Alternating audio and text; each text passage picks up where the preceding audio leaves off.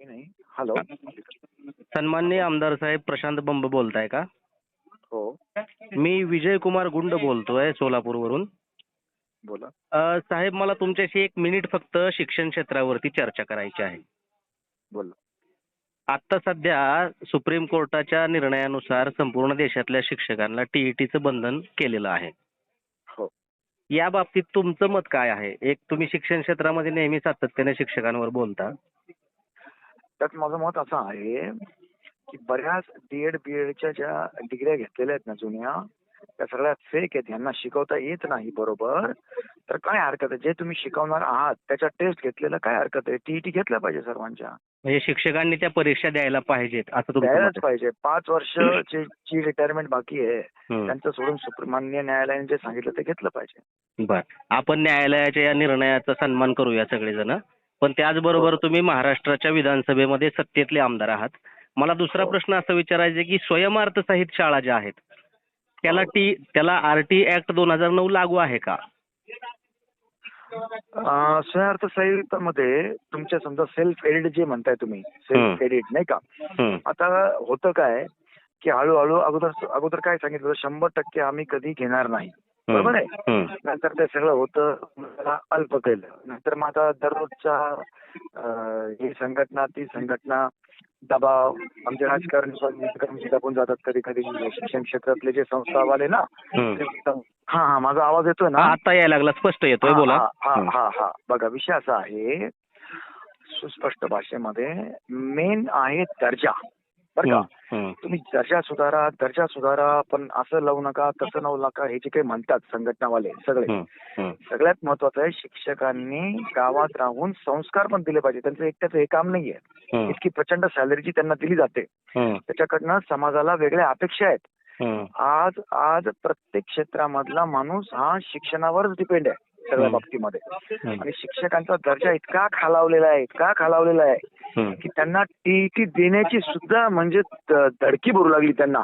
त्यांच्याच बाबतीमध्ये विचारल्यानंतर सुद्धा त्यांना प्रश्नच कसा उद्भवला गेला पाहिजे की टीईटी घ्यायची नाही म्हणून. त्याच क्षेत्रात 60%लाच मार्क पास येते, जास्तही काही नाही. निश्चित तुम्ही म्हणता ते बरोबर आहे. शिक्षकांनी एखाद्या परीक्षेला सामोरं जाताना घाबरलं नाही पाहिजे. त्याचं आपण तुम्ही म्हणता त्या मताशी मी काही अंशी सहमत आहे. पण माझा एक साधा सरळ प्रश्न आहे की महाराष्ट्रामध्ये स्वयंअर्थसहित शाळा स्थापना 2012चा जो नियम आणि विनियमन आहे त्याच्यामध्ये स्वयंअर्थसहित शाळांना आरटी ऍक्ट 2009 जसाच्या तसा लागू आहे, हे तुम्हाला मान्य आहे? मग स्वयंअर्थसहित शाळांमधल्या शिक्षकांना एनसीटीने ज्या शिक्षकांच्या पात्रता निश्चित केलेल्या आहेत त्या सुद्धा त्यांना लागू आहेत. मग स्वयंअर्थसहित शाळांमध्ये जर तुम्ही डीएड बीएड पात्रता नसणारे लोक, 10वी-12वी झालेले लोक, ग्रॅज्युएट झालेले लोक शिक्षक म्हणून तिथल्या शिक्षक विद्यार्थ्यांना शिकवतायत, तर आरटी ऍक्टचं उल्लंघन होत नाही का? त्याच्यावर शासनाचं काय नियंत्रण आहे नेमकं? साहेब, आपण जे सांगू लागलेत ना, तो मुद्दा 100% असू शकतो. त्याच्यावर आपण काम करूया. नाही पाहिजे तसं त्यांनी 10वी-12वी वाल्यांनी, कारण की बघा प्रायव्हेट शाळा असो, सेल्फ एडेड असो किंवा सरकारी शाळा असो, विषय चाललाय मुलांच्या भविष्याचा आणि दर्जेदार शिक्षणाचा. एनईपी 2000 ऐका सर, एनईपी 2000 ऐका ना सर. बरं ठीक आहे, बोला. तर माझी पूर्ण ऐका ना सर. ठीक आहे. त्याच्यानंतर तुम्ही बोला. नाहीतर मग तुम्ही अगोदर बोलून घ्या. नाही तुम्ही बोला, कारण आम्हाला तुमचं ऐकायचं आहे.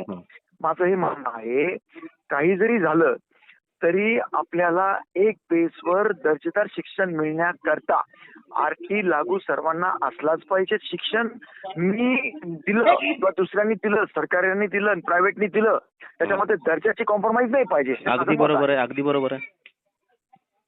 मग दर्जा जो आहे तो दर्जा निश्चित करत असताना तुमचा पुन्हा आवाज कटतोय. नाही माझा आवाज मी बोलतोय, तुमचा पण आवाज मला येतोय का आवाज? हॅलो, आता येऊ लागलाय ना.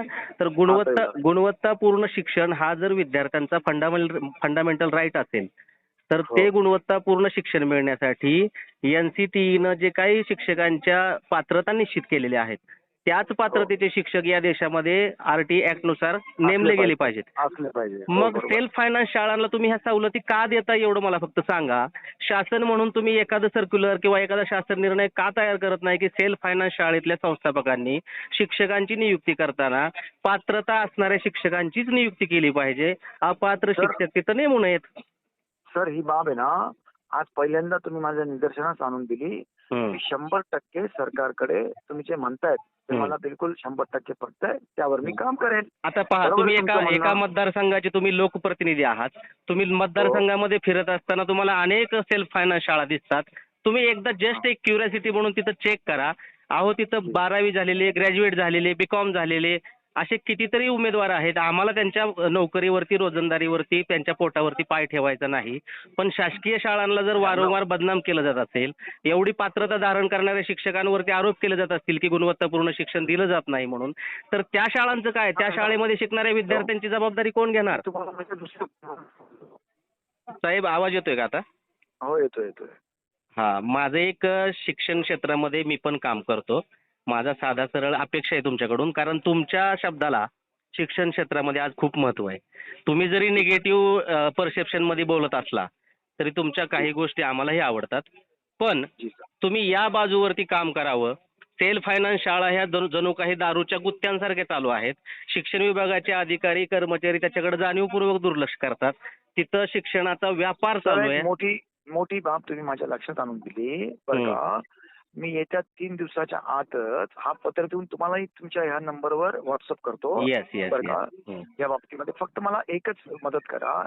थोडासा ड्राफ्ट, कारण काय आता मी पहिल्यांदा तुमचं आता मी म्हणणं जे आहे ते सांगतो, मी पहिले ऐका ऐका ना सर. मी जे समजलो ते पहिले सांगतो, मग तुम्ही पुन्हा त्याच्यामध्ये ऍड करा. बरोबर आहे. माझं हे म्हणणं आहे, मला वाटलं की मला स्वतःचे पैसे टाकायचे आहेत, मला काही गव्हर्नमेंटचं काहीच घ्यायचं नाही मदत वगैरे, पण मला शाळा खोलायची आहे. बरोबर आहे. आणि मला त्याप्रमाणे फीस आकारायची आहे. म्हणून मी शाळा खोलली. बरोबर आहे. जरी शाळा खोलली तर गव्हर्नमेंट कंट्रोल त्याच्यावर असतो. म्हणून त्या ठिकाणी तुमच्या शिक्षकांचा दर्जा तोच असला पाहिजे जो बाकीचा पण असला पाहिजे, सरकारचा पण असला पाहिजे. ते तुमचं ढोबळ म्हणणं असं आहे. ढोबळ नाही. ऐका, मी त्याच्यामध्ये शिक्षक भारती संघटनेचा मी सोलापूरचा प्रवक्ता आहे. आणि या विषयावरती मी स्वतः सीएम बरोबर, शिक्षण मंत्र्यांबरोबर, चीफ सेक्रेटरींबरोबर, शिक्षण परिषदेबरोबर सगळ्यांशी पत्रव्यवहार केलेला आहे.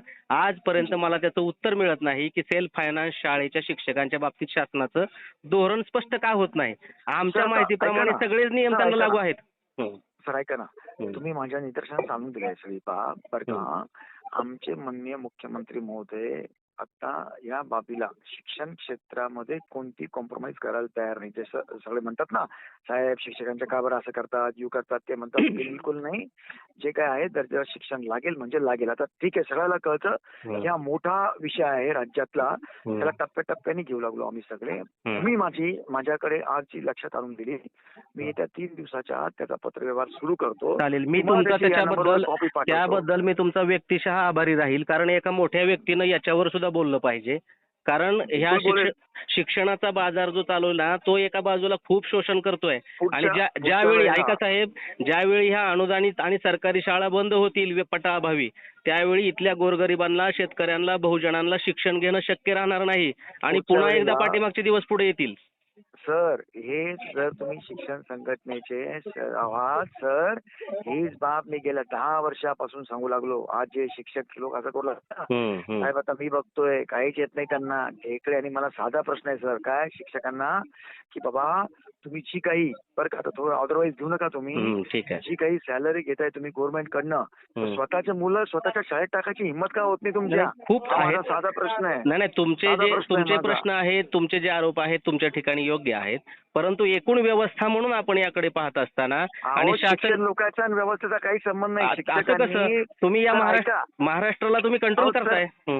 सर काय बोलता तुम्ही सर? शिक्षण क्षेत्र आणि शिक्षक जो विषय आहे ना, तो सगळ्याच्या पलीकडचा विषय आहे. सगळ्या लोकांनी जर समजा विषय केला की आम्ही सगळे करेक्ट होऊन जाऊ किंवा आम्ही वाईट बनू, तरी शिक्षक मागे वाचला पाहिजे की त्यांनी पुन्हा तो समज सुधारला पाहिजे.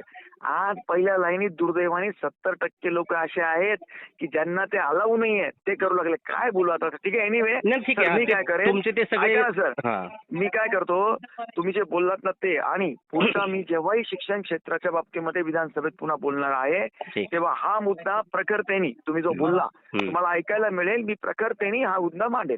चालेल. मी जो शासनाकडे पत्रव्यवहार केलेला आहे तो तुम्हाला पाठवून मी द्या. पर्सनली टाकतो. मी तुम्हाला म्हणजे तुम्हाला नाही, मी ड्राफ्ट तुम्हाला कळेल काय त्याचा. करतो, मी तुम्हाला काय करतो, आता माझा मेल आयडी ताबडतोब पाठवतो. येस, माझ्या येस, मेलवर येस. तुम्ही प्लीज स्कॅन हो, करून सगळं नक्की, पाठवून नक्की, द्या. नक्की. मला या शुअर, विषयावरती शुअर, काम शुअर. करायचंय आणि तुमच्या पण मदतीची गरज आहे मला यामध्ये. बिलकुल तुम्ही जे बोललात ना मला लक्षात आलं. हम्म. आपलं भविष्य खराब होईल कारण Yes. की हळूहळू या ज्या शाळा बर्बाद होऊ लागल्या, पटसंख्या, भानगड हे सगळं. जेव्हा ह्या सगळ्या फक्त उरतील तेव्हा आपला पूर्ण बर्बादी अजून आपण ओढवून घेऊ. बरोबर आहे, आपलं लक्षात बरोबर आलं, आहे. त्याच्यावर आपण काम करू. शासकीय शाळांचा दर्जा सुधारण्यासाठी जी पर्यवेक्षी यंत्रणा आहे, लोकप्रतिनिधी आहेत, त्यांनी त्याच्यावरती कमांड कंट्रोल ठेवलंच पाहिजे. पण दुसरीकडे जो हा अनागोंदी कारभार सुरू झालेला आहे सेल्फ फायनान्सचा, ते थांबलं पाहिजे. बिलकुल थांबलं पाहिजे सर. Yes, एकदम yes. मी तुमच्याशी 100% सहमत हो, आहे. हो. मी त्याच्यावर तुम्ही लागलीच शेअर करा सुरू मला पण ईमेल, करतो मी पाठवतो सगळं. आणि पर्स्युएशन करतो. जी, थँक्यू. धन्यवाद. जी.